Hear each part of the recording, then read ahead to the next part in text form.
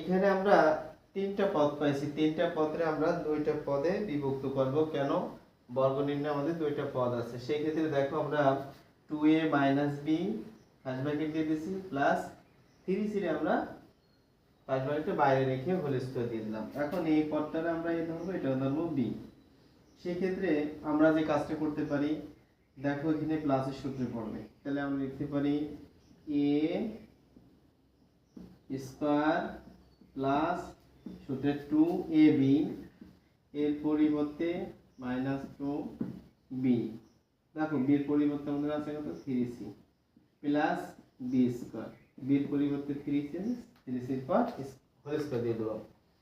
দেখো এখন আমাদের কাজটা কিন্তু সহজ হয়ে গেছে, কিন্তু এই যে জায়গা, এই জায়গাটা কিন্তু আরেকটা সূত্রে পড়ছে, মাইনাসের সূত্রে। সেই ক্ষেত্রে আমরা করব কি, দেখো a স্কয়ার মাইনাস সূত্রে 2ab প্লাস b স্কয়ার।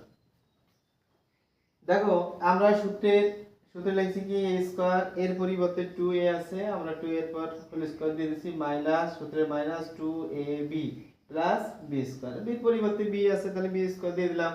এটুকু কাজ শেষ। এবং এর আগের অঙ্কটা দেখো যে কাজ করে দিছি, এই প্লাস 2টা এই দুইটা পদের সাথে গুণ, এখানে একটু c আছে, cটাও 3c আছে, 3c এর দুইটা পদের সাথে গুণ হয়ে যাবে। সেক্ষেত্রে দেখো এখানে প্লাস আছে, এখানে প্লাস আছে, প্লাসে প্লাসে প্লাস 2, এই 2 এর সাথে গুণ করলে 4, 4 এই 3 এর সাথে গুণ হয়ে যাবে, তাহলে 3 12, তাহলে 12a আর এই cটা বসে যাবে। এবার এই প্লাস এই মাইনাস প্লাস মাইনাস 2 b এর সাথে গুণ হবে, 2 b এর সাথে গুণ হবে, আবার সেটা c এর সাথে গুণ হবে, তাহলে 2 3 এর সাথে গুণ হবে, 3 দুগুণে কত 6, তাহলে 6 এই b টা নাও আর এই c টা দিয়ে দাও, শেষ। আর এখানে 3 3 9 হবে, 9 আর উপরে c পর স্কয়ার হবে, 9c হোল স্কয়ার হবে, শেষ। দেখো আমরা এই হোল স্কয়ারের কাজ কমপ্লিট করে ফেললাম, 3 3 9 c স্কয়ার। এবং এইটুকুর কাজটা কিন্তু আমাদের বকেয়া রয়ে গেছে, এইটুকু আমরা কাজ করব।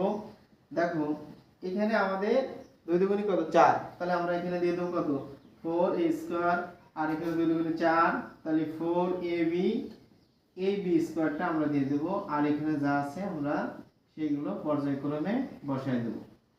দেখো কোন ছেলে মেয়ে যদি তোমরা এখানে आंसर লিখে দাও, অঙ্ক হয়ে যাবে, কিন্তু একটা সৌন্দর্য বলতে কি স্কয়ারের মানটা বেশি, তাই আমরা স্কয়ারের মানগুলো আগে বসায় দিতে পারি। দেখো a স্কয়ার দিয়ে দিলাম, 4a স্কয়ার, তাহলে b স্কয়ার দিয়ে দেব, তারপর আছে 9c স্কয়ার দিয়ে দিলাম।